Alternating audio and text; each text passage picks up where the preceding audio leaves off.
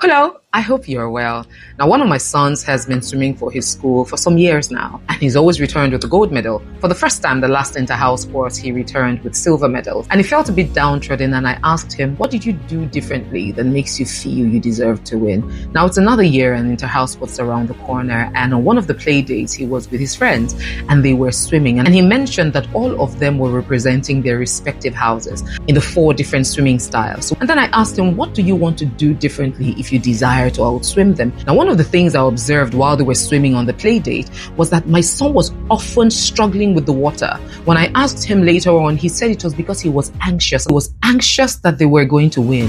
And so in that moment, he forgot his technique, he forgot every other thing, and he started struggling with the water. So the day before the final competition, I took him to the pool and said, let us practice for tomorrow. Scrutinized every technique, his breathing, his swing, his paddle, every single thing. While we were practicing, I observed the same manner. At some point, he was struggling with the water, and I asked why. He said he's trying to beat the anxiety. I said, the truth is, there are 2 things you take to battle. You take your competence, you take your self-belief, and you take your goal and focus. The moment you lose perspective of those 3 things, you will struggle, you will be in self-doubt, and you will find yourself often anxious. At the end of the day, you may lose, even if you have the competence and the capacity. So I told him to use the water to his advantage. Now, water has its own current. If you struggle with it, it will pull you down. But if with technique you learn to work with it, it will favor you. We practiced a few more times, and he went to school the next day and returned with 3 golds and 2 silvers. But my message today is, many times we're going through life without an intentional strategy,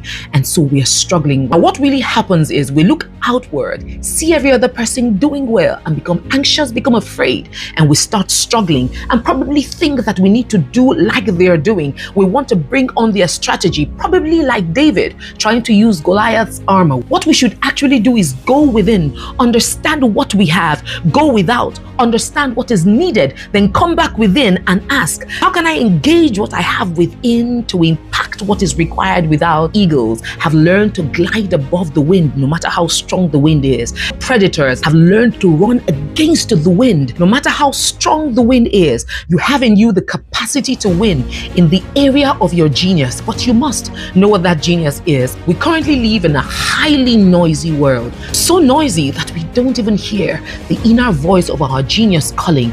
We're so busy understanding what every other person is doing and not giving time to sit with self, sit with thought, to understand what we carry, what we have, how we can turn it to gold and then serve people with that gold. Instead, we're going around buying every other person's gold,